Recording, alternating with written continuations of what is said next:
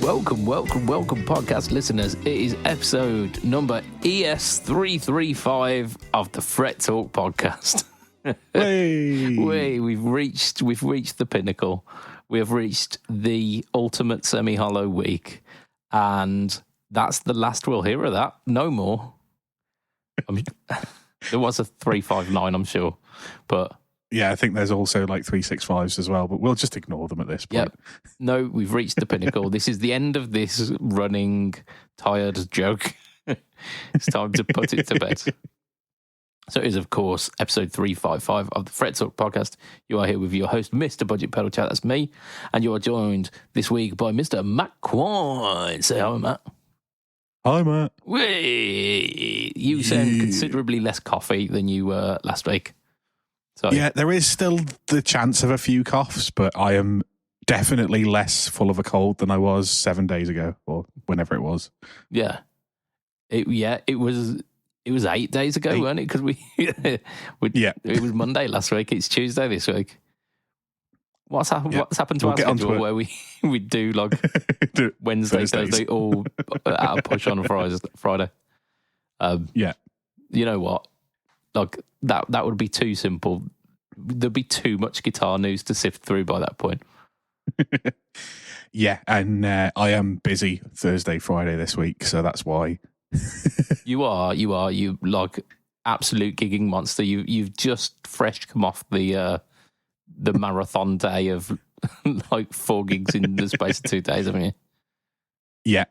I worked out, I think it was 29 and a half hours between going on stage on the first day and coming off stage for the last time on the second day. I mean, that's basically just a day, isn't it? Like 29 and a half hours. That's just like, I don't know, that's like a Wednesday. That's how long Wednesdays feel. Yeah. But yeah, it was an absolute marathon of a day. Like, I packed down after the first gig, and the last thing on earth I wanted to do was set up for the second gig on the first day. That is a great start. Yeah, but once I got packed up and actually set up, just had an absolute whale of a time. But I'm sure we'll get onto that in a little bit. We will, because we've got something important that we haven't done at the moment, which is mention our sponsor, which is affordable.co.uk.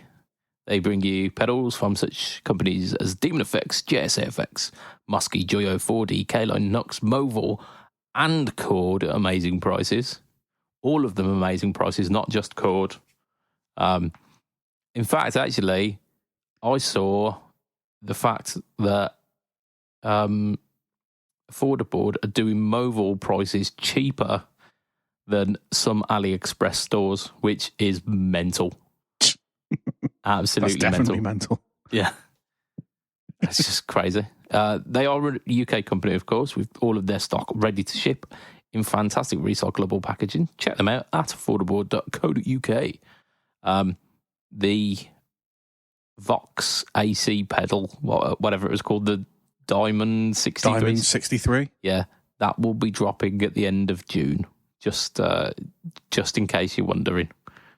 I was quoting all manner of different dates when it was dropping, and none of them were right. So, if you are interested, and there were a fair few in that the comment section of that video, check it out. Like Affordable socials, he's got like actual like in stone dates for that. So, yeah, check them out. And it was a very well received video, that actually. Good. It was quite a lot of people interested in the Vox AC sound, and especially like a simple 3-knob pedal that does it quite well. Yeah, I mean, I can't think of anything in the budget range that is like a 3-knob version. There's a couple of like 5 knobs, and a couple of what was it? Was it Love Pedals that did the 2-knob one? I think it was them. They did a 2-knob Vox in a box type thing, but and that also wasn't that budget. I think it was like 130, 140, whereas this is sub 100, isn't it? Yeah, I would say we're probably talking about £45.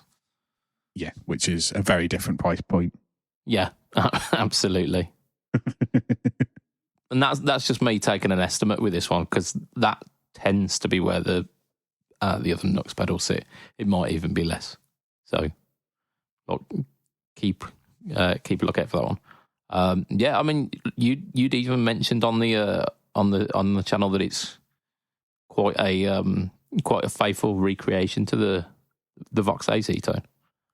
Yeah, I really liked it, and like in terms of like watching the video, when you had the tone cut at about 9 o'clock, so not very much cut. Yeah, is where I run my Vox, and that was to me the best sound on the video. Yeah. I think you preferred top boost on that setting, and you had you preferred it slightly more cut than me.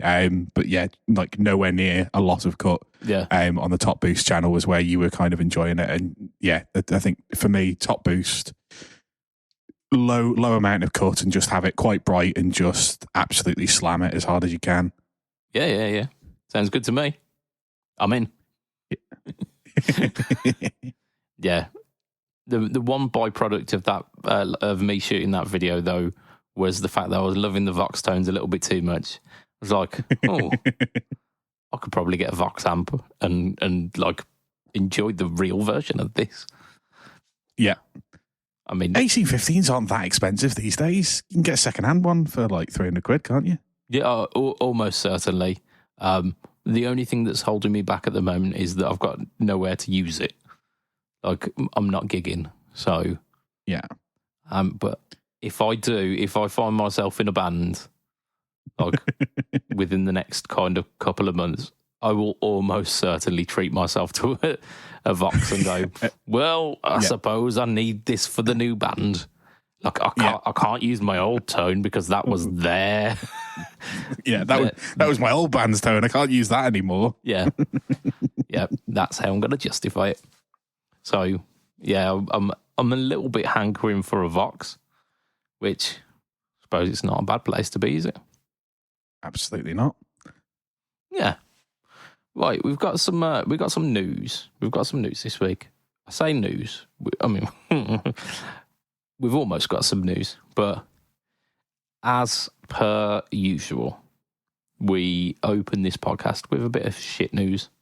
So we scour the internet for all of the guitar newses of the week, and then choose the one that it basically is released by Fender or Gibson. I mean, that's our kind of flow chart first, isn't it? Have the big two released a product, and is it like ridiculously overpriced or stupidly spec'd? And if we don't do that, then we go down another couple of tiers, and then eventually we hit one of the tiers that says, "Is this a pedal that we would ever use?" And that's where we've reached today. So again, I'm gonna caveat with this one, not necessarily a bad pedal, not necessarily like poorly constructed or badly made or anything like that. Like none of that. It's just in reality, would me or Matt use this? And almost resoundingly no is the answer. So now that caveat's out of the way, Chase Bliss. Chase Bliss, a couple of weeks back actually. This one's quite old news, and I tried to keep it out of the news because I didn't want to shit on Chase Bliss, but here we are. So Chase Bliss have released a pedal called the Onward. What does it do, I hear you ask, as he frantically Googles. I don't know. I need an adult. So I think it's described as a like granular looper, like a glitch looper with envelope follower. They're words. So whilst we were talking before, I actually had a quick listen to the 1 minute and 30 video in the article. Okay. So what it does, glitch mode makes you sound like a machine gun rattling fire off. Okay. There's a freeze mode, which gives you just general, like you play a chord and that chord sticks around, or a note and that note sticks around, and then you can like combine the two to get like Star Trek noises. And throughout this video, the man is playing a non-electrified acoustic guitar, and this is getting its signal through a microphone pointed at the front of this man's acoustic guitar. I don't know if that's what's actually happening, but that's what's happening in the video. Yeah. There might be somebody off to the side with an electric guitar, but none of the guitar sound is coming through this pedal at all. It's turning everything into just weird noise. Interesting. I mean, that is not the tone that I want. Like, if I'm playing like an A chord, I want to be able to hear at least some semblance of that A chord. You can tell the note is an A, but you can't tell that it wasn't played on a keyboard. Oh, okay. That's how I would describe it. And the whole envelope follower thingy is so that if you play an A and then you play a B, the envelope follower remembers that you played an A and then moves it slowly into the B, I think. Oh, so like it slides into the next note rather than being a very harsh transition of your Star Trek gunshot laser sounds. Like as far as I can tell, unless you are a sound designer for a sci-fi show who can't play anything other than the guitar, I'm not sure of the market for this pedal. Well, Chase Bliss have got a very dedicated following, haven't they? They've got a core audience who will go, yes, I will buy that because Chase Bliss do things that I like, and I like the things that they do. Apparently, it was originally a pedal by Cooper FX. So, yeah, that's a thing. Sure. Yep. But yeah, there's a reason we don't talk about Chase Bliss a lot on this, because it's soundscapey, it's shoegazy, it's all of those things, and none of the things that we like to do with guitar. So, yeah, I'm just reading that it says this pedal seems excellent playground for glitch effects for field recordings, vocals, or drums. I can't think of anything worse than those kind of sounds on your drums. Oh yeah. Like I'm like kicking out a little beat, and then suddenly my hi-hat goes. Like, where's the beat gone? Where is the beat? I mean, maybe it has a tap tempo. It doesn't look like it does. It's got a glitch button and a freeze button. I can't see the tap tempo, so I can't imagine that you can keep time with you. Oh, I guess it has a set time for its machine gun sound. Oh, so you play to it, not it plays to you. Okay. I would assume so. Like, if you are putting your drum kit through this, I don't think keeping in time is top on your priority list. I will be honest. Yeah, like I say, I think it's more for somebody doing sound design as opposed to music. Yeah. And I'm sure that's a controversial sentence, but... I mean, sound design is a type of music, isn't it? It's a type of, like, atmospheric thing, and as valid as all different types of music are, like, we're very much of the, like, making music that people will want to listen to in a pub/bar situation. Yeah. And if I switched this on at any point in a set that I would be willing to play, I'd get some stern looks from the people next to me. Like, the bassist and the keyboard player would be like, what the fuck's going on here? Yeah. And we probably wouldn't get booked again for that venue. So, the cherry on top of this as well, it costs $400 for the privilege of messing your original tone up. So, well done, Chase Bliss. Yeah. I don't know if that will come through on the record. I'll do it again. I'll do it next to the microphone. There you go. And that's the yeah. first shit news clap that we've got. But yes, it's definitely not. It's just not for us. No, it's not. Like I say, it's not going to be a bad pedal. Chase Bliss have got a hardcore following, and they've got that because they do a thing well. It's just the thing that they do well is not the thing that we want done well. Yep. But there you go. Look, it is what it is, isn't it? Right, let's talk about ourselves for a little bit. Matt, tell us some stuff. Like, spin us a tale. Right. Okay. I'll spin you the tale. So it starts at I guess 5 o'clock on Thursday when I start setting up. So I decided to run the new Jackson cabs, which I got from Steve, which I don't even know whether I've mentioned that I've got them from Steve. But you have. So it's when I got them from Steve, one had a cream back. One had a cream back in, and the other one was just an empty cab. Yeah.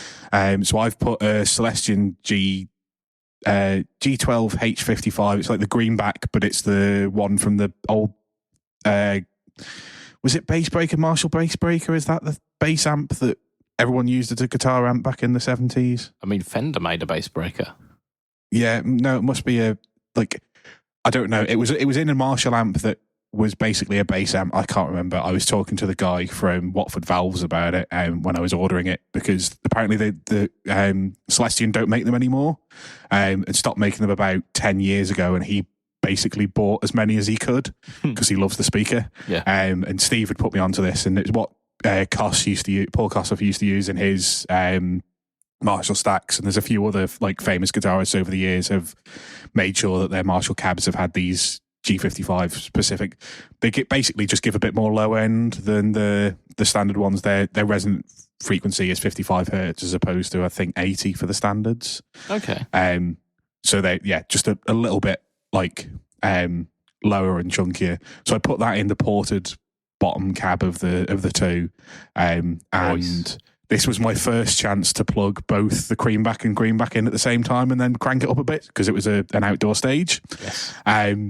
And boy, was that sound loud. I had the high channel on 1 and the normal channel on maybe 4 because the high channel is a bit louder. And the bass player decided not to stand next to me for the gig and to stand on the other side of the stage.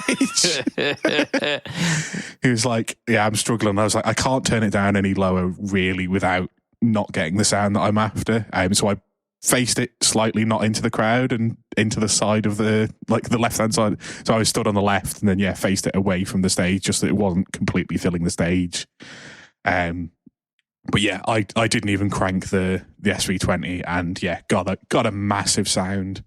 Was absolutely thrilled with it. Just had a really good kind of first gig. It was a 90-minute set and an outdoor gig. It's a massive stage. We were opening up Bushies, so it was fairly quiet when we started, but by the time we were in, there was well over 1,000 people in, just kind of milling around. Nice. Kind of at the food stalls and things, and just a really good festival atmosphere, a really good kind of kick-off to TT. I pretty much for all 4 gigs ran the D'Angelico and my telly, the black Schecter telly. The PT, yeah, because they are the lightest of my humbucker and single coil guitars, and knowing that I was going to be on my feet for 8 hours each day, I wanted to go lightweight. So absolutely. Went for that. Brilliant sound out of both of them anyway, so it doesn't really matter what I'm picking at this point. I've got a good repertoire from all my guitars. I'm going to get a good sound. I'm not running anything with cheap pickups in it anymore. Or I guess the PT probably doesn't have that expensive pickups because they're Indonesian, but they sound pretty good from where I'm sitting. Yeah, exactly. I ran that. Really enjoyed myself, outdoor gig. A few friends came down to see me. Kind of managed to get a 10-minute chat with them afterwards, but obviously was running straight to another gig. We packed down. I sent the guys off, went off to chat with a couple of people and go and get our kind of payment, which is a bit of cash and then also some t-shirts because it's Bushies. And then was a case of, okay, run straight over to the next venue. Yeah. Set up and kind of go from there. And like I say, at the time, I was like, the last thing I wanted to do was set up again for another gig. But the pub that we were in was absolutely rocking, like plenty of people in there, everybody enjoying themselves. So yeah, just another great gig. Really, really enjoyed like having a busy pub to play to, having lots of people getting involved, singing along, dancing.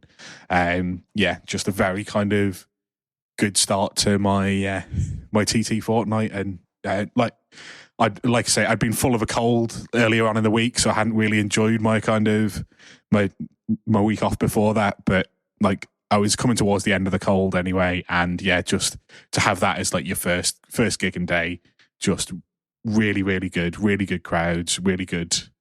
Yeah, everyone just enjoyed themselves. So it was a kind of really good kickoff. Yeah. So I probably got home about 2 a.m.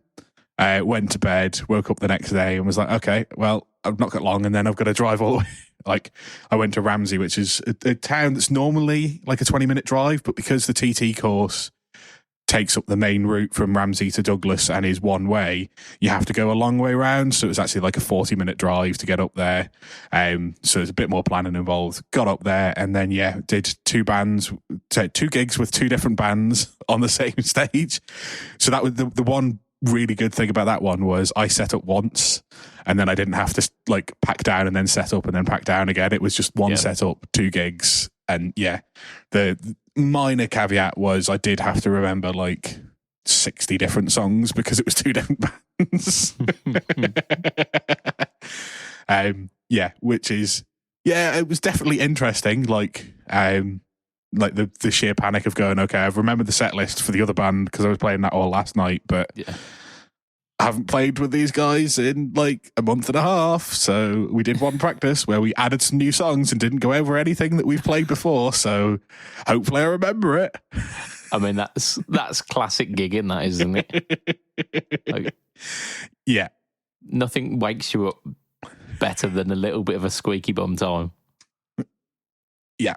But I managed to get through it. I managed to remember all of the stuff. I was like, I do know it. Like, I would say 3/4 of the stuff that we did that night, we've been playing for more than 5 years. So, same then. Yeah, it's kind of sunk in there. The ones that we'd either put back in the set that we haven't played for a long time, or the ones that we kind of put in the set list for the first time were the ones that I was a little bit panicking over. But I've been playing those at home, kind of making sure that they're stuck in my brain because the way my brain works is I have to just play them until they're there. Because if I stop for a week, I've got to start learning them from scratch again. So I've been making sure that doesn't happen. It's where you've got to actually think about playing whilst playing. It completely throws you, doesn't it? You've got to have it like so that you're so comfortable that you can think about other things whilst playing. Yeah, I'm absolutely exactly like that. Like if I have to think about it, I will make a mistake, or if it's so new that it's not natural to me, or I have to think about the way I have to learn songs is I have to listen to the song to the point where I, without thinking, know which section is coming next. Yeah, because I can't go okay, bridge verse bridge. Sorry, like verse chorus bridge chorus verse. Chorus, that kind of thing won't just sit in my head, so I have to just feel it and know when it's coming. So like I've done a lot of listening to stuff that not all of it is stuff that's my favorite stuff, but it's just nice to get both bands adding some new stuff in because both of them have kind of been on a similar set list for a while, so it's nice to get some fresh stuff in and not be playing the same set list at every gig. Yeah, because that can get a little bit draining after a while. Yeah, there's nothing to look forward to then, is there? So but we cracked on with that. I basically did a mat takeover of Ramsey where for like 4 hours in the main kind of square, I was on stage. And good fun. Lots of good feedback for both bands. yeah, just a really good fun night of playing the guitar. The one downside was I snapped a string on the D'Angelico, the last song of the night before, and was like, okay, I'll restring the whole thing. I'm not going to fuck around with just doing one string because these are clearly dead. Yeah. And then managed to snap 2 strings in one song on the D'Angelico. So I'm pretty sure I got some fake elixirs off Amazon, and I've stopped buying from Amazon because I'd heard that like the chances are you're going to get fakes. But I'm going through my back kind of thing of strings, and clearly one of the 3 packs I've got is a 3-pack of fakes. Because I managed to get through the first band, completely fine. So I played for an hour and a half there. I think I changed guitar once or twice, but yeah, it's maybe 80 minutes worth of playing there, and then got maybe 10 minutes more worth of playing out of some coated elixirs. So something's definitely wrong there. And like I say, the both of them snapped at the bridge, which tends to be where bad strings will snap because it's the inside. So they were both wound strings. So it's not from heavy playing. So, and it was the bit inside snapped and the coils were still there. Yeah. So, yeah. So they're clearly dodgy strings because that's not heavy playing. You'd snap your high E, wouldn't you? Yeah. You tend to snap the thinner strings. I mean, you don't snap an A string and then a D string. No.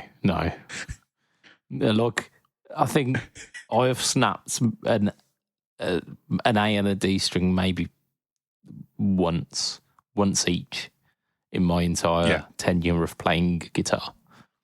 The set of strings that I recently replaced, not bragging, just saying, on the Variax, they were Elixir OptiWebs, and they were still going 2 and a bit years in. Yeah. I normally get 4 to 6 months out of a set of Elixir NanoWebs.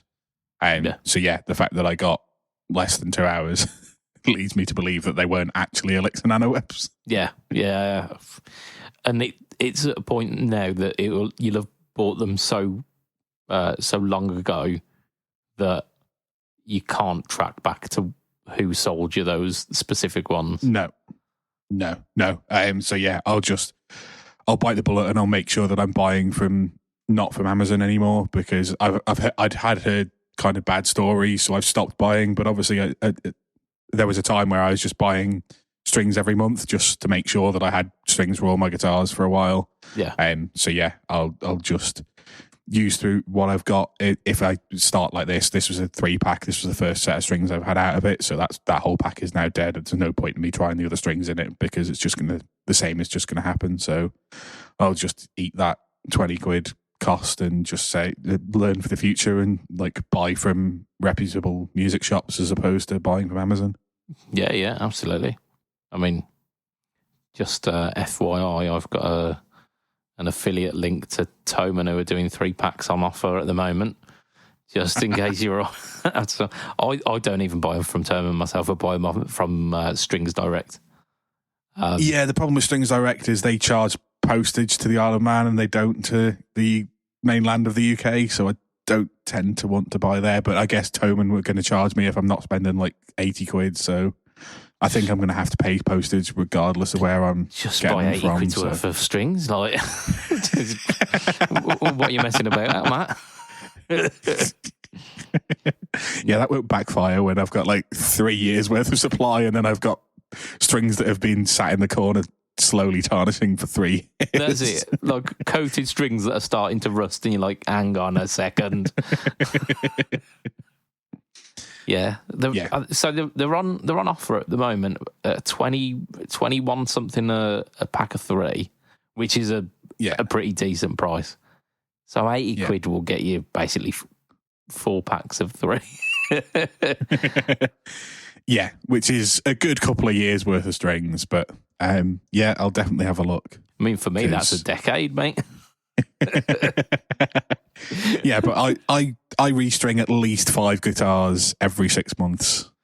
How the other half live. maybe I don't quite string that much, but yeah, I would say I estimate about 5 every 6 months. Yeah. I mean, to be fair, I've got some guitars that do need, like, are in dire need of a restring. Like the Squire Strat, I was playing that the other day, and they sound like rubber bands. There's just absolutely zero life left in those strings. I don't even know what they are. They're probably the Daria. I could tell you, but I'm not gonna, because that will require messing about in a pile of guitars, which would make a lot of noise on a podcast. Silly. So obviously, apart from the snapping strings, but luckily, because it was really easy to park behind the stage because it was an outdoor stage in a car park, I could just go to the van and get the Les Paul. So I still had a humbucker guitar and a single coil guitar. Nice. And yeah, that hasn't recently had a restring because it had one in like start of April. Yeah. So that was absolutely fine. So got through the rest of the gigs, but yeah, like again, outdoor stage, so I could turn the amp up a little bit. I was a little bit quieter than I was on the Bushy stage because I'd worked out how to get a little bit less of the higher channel. I don't know what it's called, the high channel or the bright channel, or I forget. It's normal and something. I can't remember if it's bright or high, but whatever it is on the SV, I managed to get that to be a little bit quieter without losing all of my kind of tone. But yeah, it was a little bit of faff, but not too bad. We'll talk about some other news. I'll tell you what, we'll talk about the Fender Cyclones because I, like, low-key have a soft spot for the Cyclone. It's just a little bit rad. I get it. Yeah, they're just quirky enough to be kind of cool. They're like basically like Mustang bodies, is it? Yeah. But with a humbucker and a Strat single coil. It looks like a Strat single coil. It might be something else, but it's basically like an HS Mustang with a synchronized tremolo system and like a jazz bass pick, like what do you call that? Like a control plate kind of thing. Yeah, I mean, didn't the Mustang use that as well? Potentially. I can't remember. I mean, there's a Mustang down here. Yes, the Mustang does use that. Yeah, so I imagine they probably call it a Mustang one rather than a jazz bass one. But yeah, it is. Does the jazz bass? Yeah, the jazz bass is 2 controls on it as well, I think. Yes, I believe. Yeah. No, it's not. So, yeah. It's 3, isn't it? Is it 2? Is it 3? Oh. This shows our sheer lack of. this is how much we pay attention to bass guitars, guys. Yeah, P basses have 2. That is for certain. Jazz basses. Now, do they have 2 or do they have 3? I thought it was 3. Maybe they do. Well, I mean, there's a way of finding out, isn't there? There is a way of finding out, but that's not going to happen because I'm talking about the Cyclones. Fender Japan have re-released the Cyclone. It's been around in the Squire range in the early 2000s, I think. But like a Fender badged one has not been around for a long while. They're offset enough to be quirky, but not offset enough to be mental pickup and tremolo system shenanigans. Yeah. So I think that's why I like it. And they've done it in a bunch of colours that all look pretty. Look, they're kind of standard Fender colours, but I think they look really cool on these. So you get like a candy apple red, like a what is it? It's not Sonic blue, is it? That what kind of blue? No. Lake Placid, it says, is a bit dark for Lake Placid. I think. I was going to say, it's more like it's like a darker version of the Dave Grohl fake Lake Placid. Yeah. White blonde, 3-colour sunburst, and butterscotch blonde. The butterscotch is the only one with a black guard. The quote-unquote Lake Placid has like a cream. It almost looks like pearloid cream, and then the rest have got white. I think it is pearloid. I think they look rad. And you've got the The red, the blue, and the sunburst ones all having rosewood boards, which is, of course, the correct choice. Yeah. So, yeah. What you need to do is buy either the red or the blue and the butterscotch blonde one, and take the black guard off and put it onto either the red or the blue, and then put the whichever pick guard you've got back onto the butterscotch blonde one and sell that. Yeah, like super limited butterscotch blonde with pearloid plate. Yeah, and then you get a better looking guitar out of it. Yeah. with the rosewood and a black guard. I mean, I could easily take the blue one, switch the maple neck with it, and then you've got the butterscotch blonde one with a rosewood board, and then I'm happy. Yeah. So either way, that works, doesn't it? Yeah. But yeah, basically, give me a better if you give me the two-tone sunburst and give me a torque guard on that, I'd be working at the conversion rate for the yen.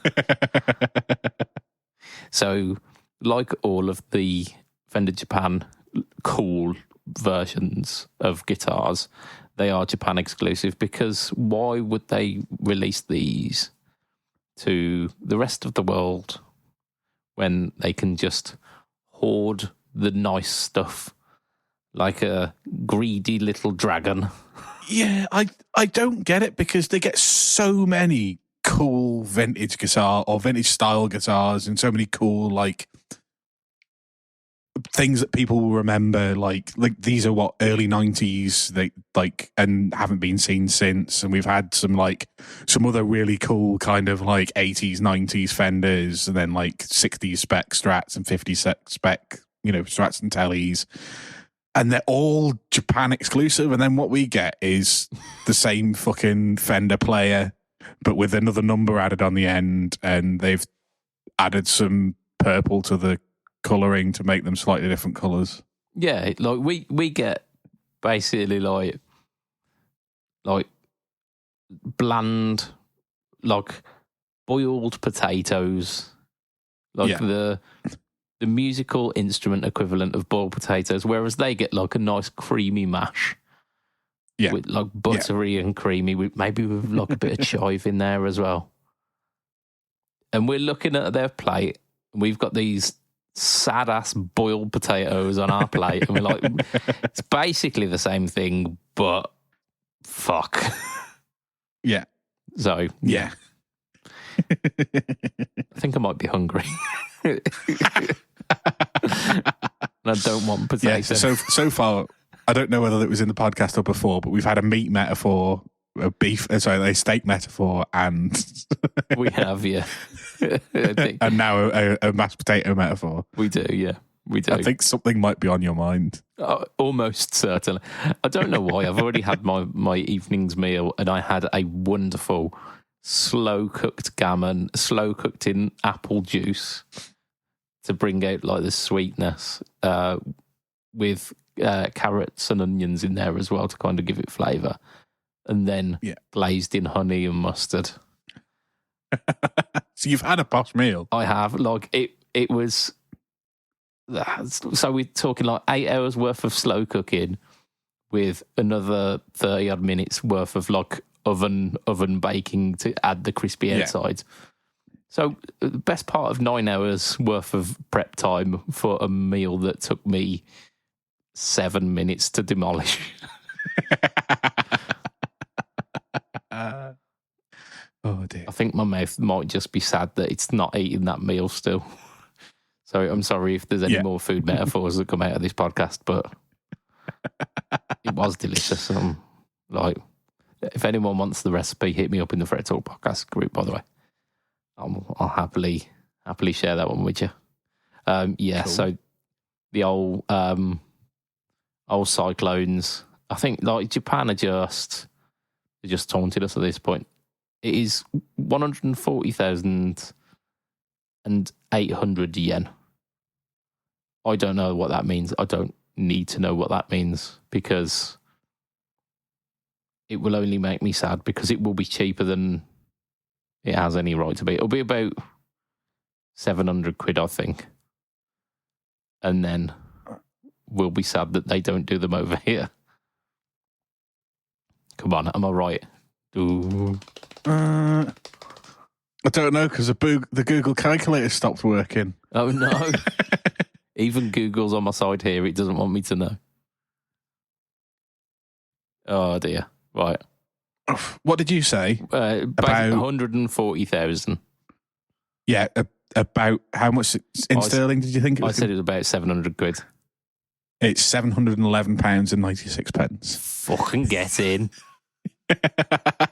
You've hit the nail on the head, sir. I have. I understand the Japanese market pricing. It's nothing like the Western pricing where they just go, let's put 1,000 on that for no reason. Yeah, because these would easily be 1,200 if they were like absolutely Mexican made or even like Chinese made, but for the like British and US market. Yeah, easy. Right, I'm going to talk a little bit about what I've done this week, which was really interesting. I organised a trip down to a certain area of Birmingham this week. That certain area of Birmingham happens to be the home of Mr. Ben Fletcher of Fletcher Pickups. Because I did say back in February that I said to him, I've got a guitar for you. I'm gonna bring this to you, and you're gonna put some Fletcher Pickups in this because I think this one deserves some like good quality, tender loving care. And he was like, "Yeah, look, I'm happy for that." And it's taken me this long to be able to actually do it. But I took down to him the Harley Benton Fusion 3. Is it the one that I've got? Basically the olive, the matte olive one. The Fusion 3, not the Fusion T. Yes, that's the one. Yeah. So that one is now with Mr. Fletcher. We caught up, like we hung out for a little bit, talked interesting stuff. There will be some interesting stuff happening over at Fletcher Pickup. So if you are not on the socials with him, do so. It will be worth your while.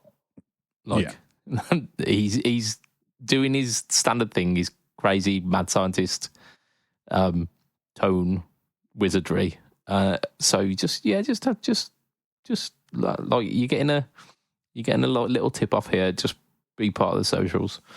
So I handed that over to him.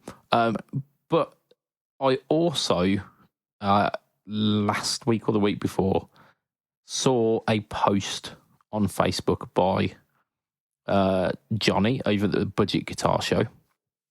He was selling off some guitar pedals a little bit cheap, like some of the stuff that, because he's not really a massive guitar pedal user, but he bought some over the over the past couple of years, and then he's now getting rid of them to make a bit of space. That would be a good idea. Like just thinking out loud here, like looking at my floor that's full of guitar pedals and looking at this rack that behind me, it's got no space anymore. Yeah. But personal flaws aside, he put up these pedals, and one of them was one of those big box TC pedals. And I've got a soft spot for TC. I've got a soft spot for those big box pedals. They tend to do quite well on my channel as well. So I'm like, yeah, cool. So I threw him out an offer. And he said, yeah, that's cool. And I knew that he lived near Fletch. So I was like, I'll kill two birds with one stone here, and I'll go deliver the guitar to Fletch, and then I'll come pop down to Johnny. So I did. I managed to go down to Johnny, and we had a little bit of a chin wag. And I picked up a TC Tailspin, which I thought was a tremolo. Turns out it's a vibrato. I don't think I've heard of that one. I don't think I've ever heard of the Tailspin.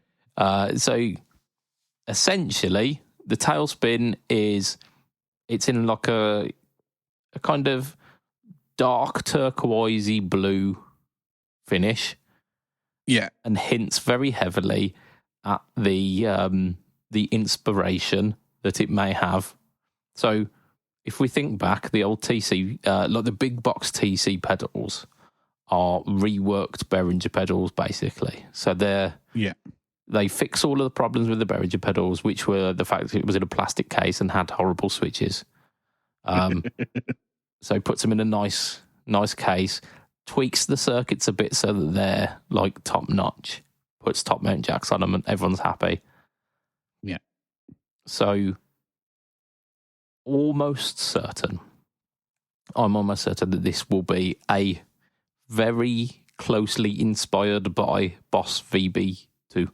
Boss VB2, not the VB2W, because that would be cheeky.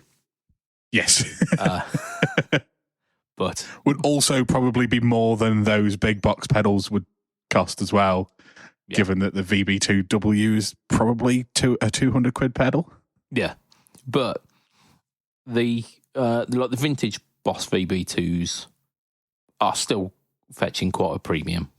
Okay, even though the VB2W exists now. So this is basically a replica of that, I believe. And it does a good job. So I've shot a no talk or tone video on that this week because why would you not? And we were talking last week about when you buy guitar pedals, like when you buy second-hand guitar pedals, and the player before you puts little marks on them. And Johnny happened to do that. He did two different settings on each of the knobs. So at the end of the No Talk All Tone video, I do Johnny's settings and show off like how Johnny would have used it, and they were good settings. So cool.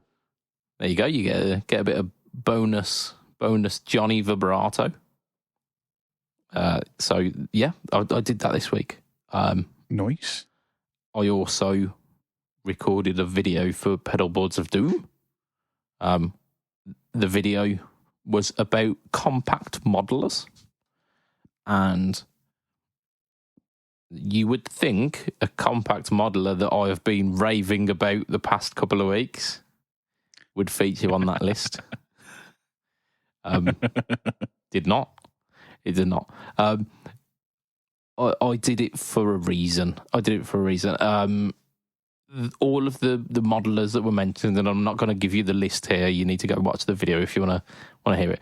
But all of them do more than just model the amp and drive. Yeah. So,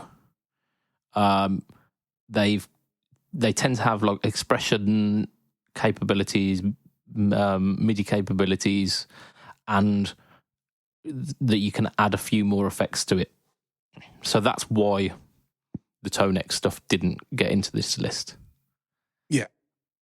Because it's modelling the whole thing, not just amp modelling.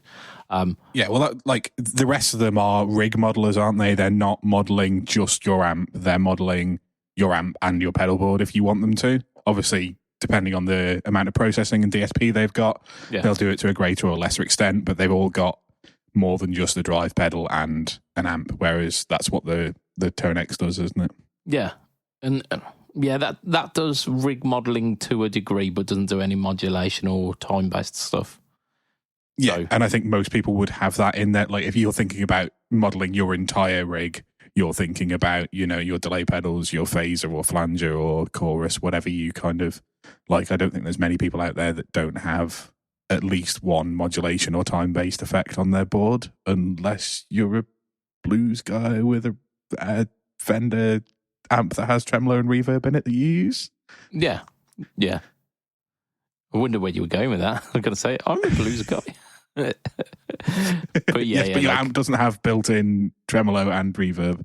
I mean, it does when I play it wrong enough. But yeah. I know what you mean. Like, to get the whole experience, you tend to have like other things added to it to kind of to sweeten that tone, which we're going to be mentioning a little bit later on in the Patreon podcast. There's a certain famous guitarist this week who's been saying, just plug straight in. Ugh. Yeah. Oh, okay, you talented cunt. Basically. Yeah, couldn't say better myself. We've got a final bit of news this week, and it is very, very exciting. It's very exciting. Harley Benton. What? Harley Benton? Exciting news? Just hang on. Like, let me finish. Look, let me finish. Imaginary person who's interrupting me. Harley Benton. They've been hinting at an updated version of the ST line. So the ST is basically Strat. There's like they're not trying to hide anything there. It is ST is Strat, and they've got like a few entry level models like the ST62, I think, and stuff like that. And then it went up further with the Fire Mist, the ST25, which was the 25th anniversary, and it was a little bit like a middle ground between these like entry level budget Strat copies and the Fusion line.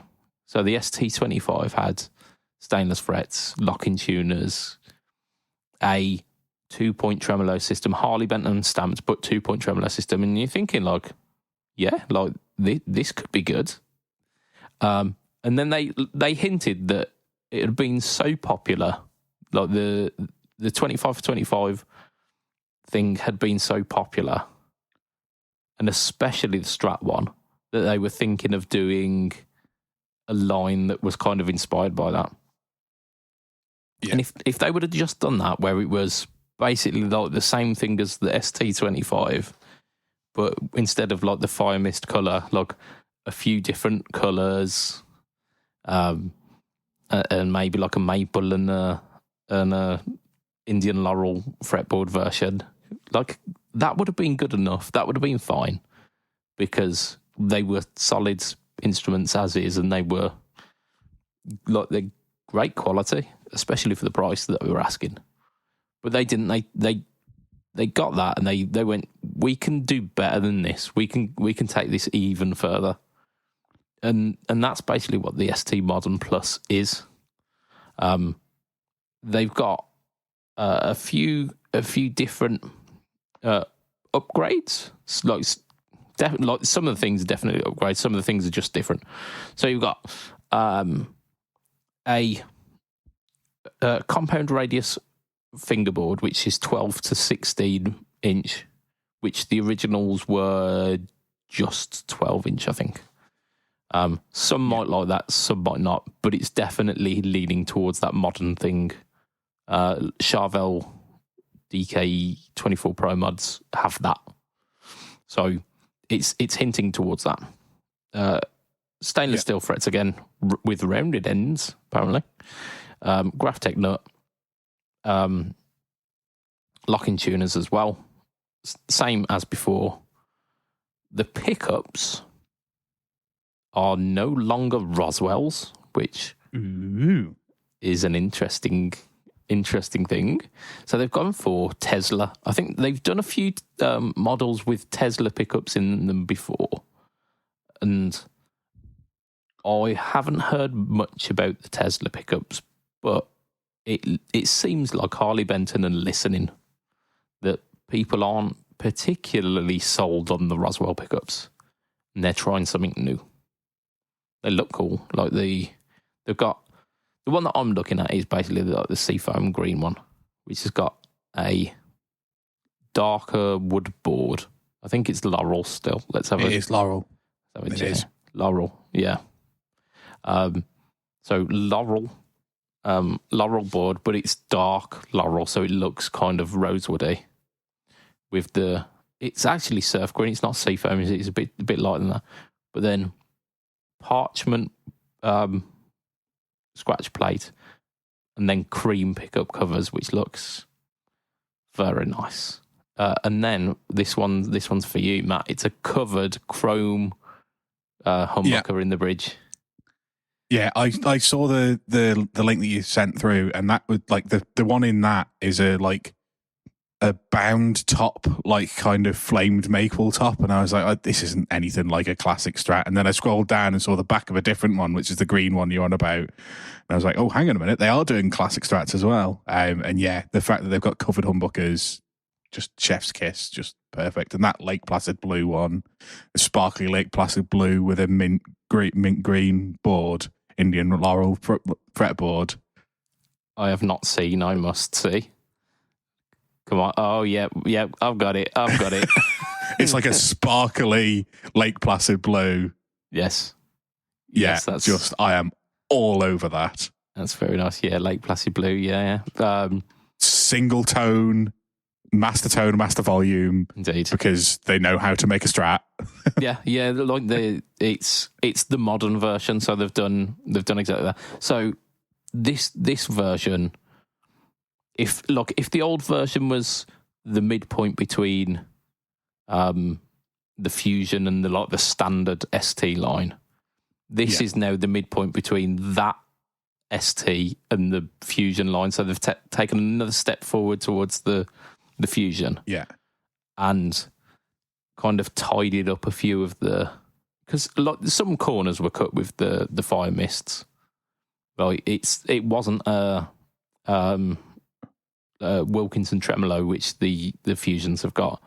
The tuners were just Harley bent. I think they were just called die-cast locking tuners rather than Jinho, I think, were the other ones, which they do feel smoother on the Fusion. So there's definitely a difference. But what they've done with this, and this is the pièce de résistance, is the bridge on this is no longer the Harley Benton stamped 2-point tremolo system. It is stamped with a name, and that name is Babix. So I've been lusting after a Babix bridge for a long time. Because, just for those uninitiated in the way of Babix, the saddles on a Babix has a cam system rather than allowing adjustment using a screw at the back and 2 grub screws either side of your saddle.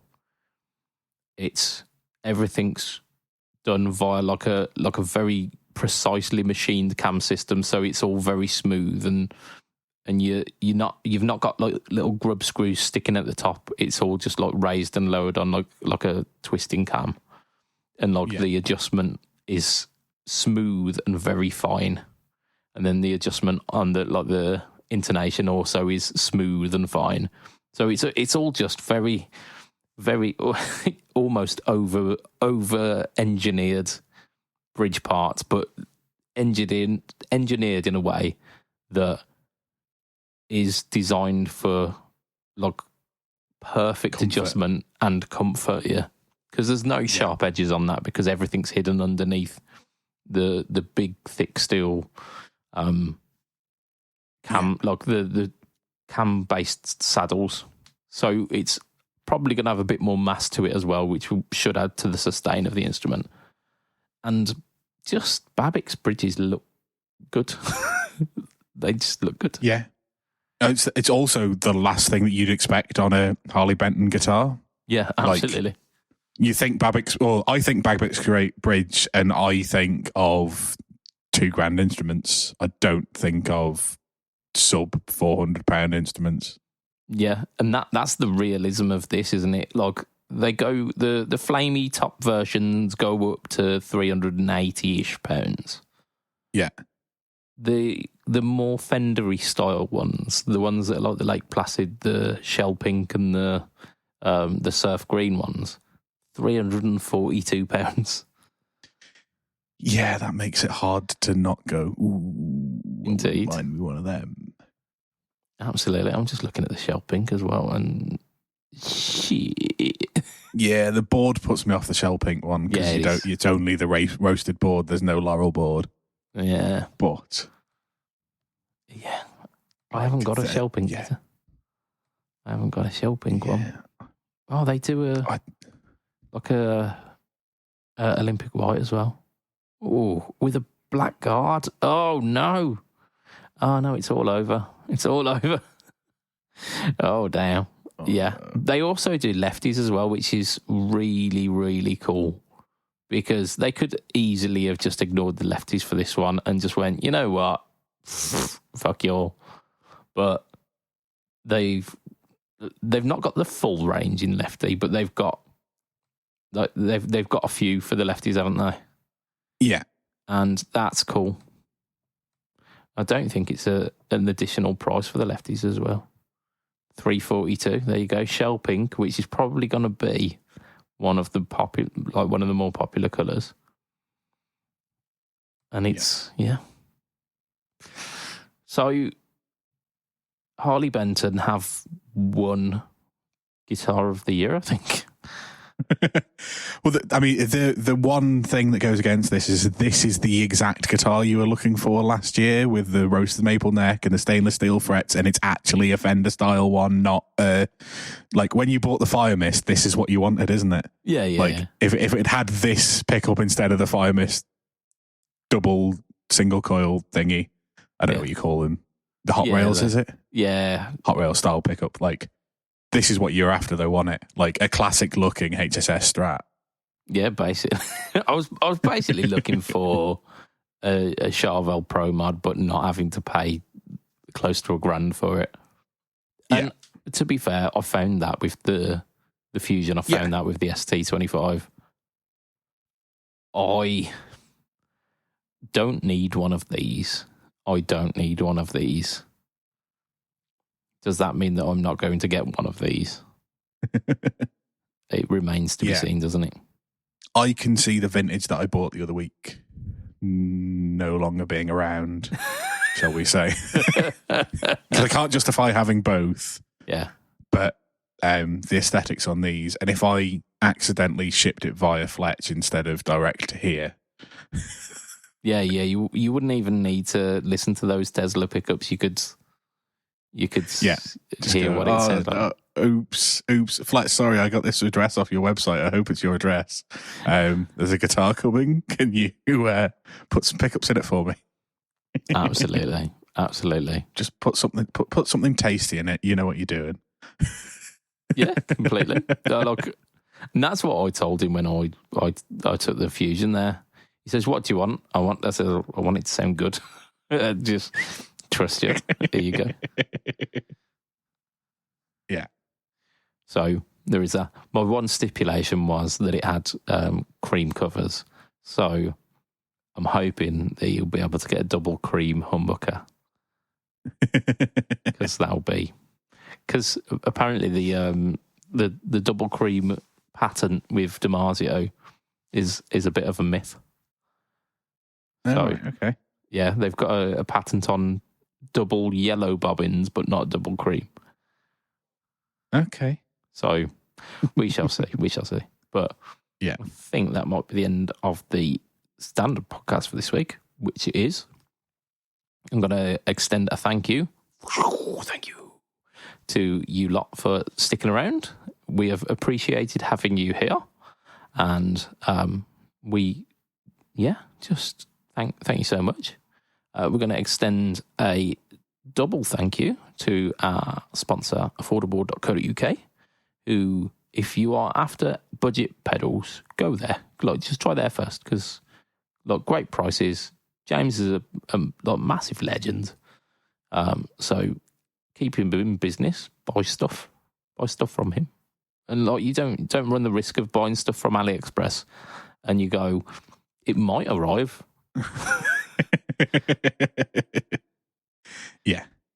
Yeah, it's one of those that I'd say probably 6 or 7 times out of the 10 it does arrive, but even still, by the time it does arrive, you forgot that you ordered it. Because it's they go, we will ship in 6 to 8 weeks. Oh, okay, thanks for that. Yeah. That's wonderful. Absolutely. Whereas you get just amazing service within the week. It'll be there. So affordable.co.uk, and we've got one final one for our Patreon backers, who for as little as $2 a month you can be part of that crew. They are as follows. We've got Mr. Adam Yeomans of Chef Tone Effects. We've got Mr. Hugh G. Rection. We've got Mr. Gary Goldencock. We've got Mr. Mike Oxlong. I've done them out of order. Shit, me. It should be Gary Goldencock finally, but no, we've got Rection, Oxlong, and Goldencock. The Boner Boys, the trifecta of erector. We've got Mr. Ben Fletcher, who we were just talking about. Mr. Ben Fletcher of Fletcher Pickups. We've got Mr. Brian Gower of the Tone Jokes podcast, the Second Button podcast, and the Off the Rails podcast. We've got Mr. Diabetes Foot, and we've got Mr. Jason Wharton of Jason Wharton 82 YouTube and of Pedalboards of Doom. His video for the original Big Fatty Boy Tone X is doing incredibly well. If you haven't already, check it out. And check out, look, on his channel, he's been doing some 4p pedals recently. And yeah, pricey boys, but he's getting some good tones out of them. Yes, stick around if you are on the Patreon backers, because we are about to jump on to the Page episode. But before that, I'm going to mention that if you want to find me online, you go Facebook, Instagram, YouTube, or Threads /BudgetPedalChap. And of course, YouTube is the home to the No Talk or Tone series, which this week features. I don't know why I've gone German. This week features the TC Tailspin, which is a vibrato, not a tremolo, and will feature some of Johnny's favourite settings too. Matt, where can we find you online? I am on Instagram, Threads, and Twitter at heel_MattQ. You're damn right you are. X. Yeah. So from myself, Mr. Budget Pedal Chap, from Mr. Matt Quine, say bye, Matt. Bye, Matt. It will be a tatty bye and good night for this week. Try a bit. Bye. Bye.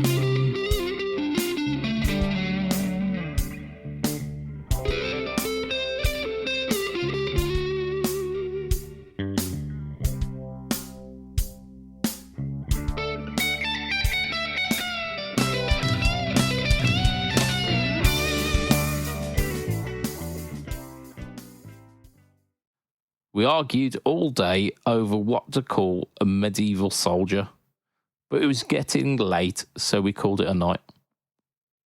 Whee! That's perfect. It is.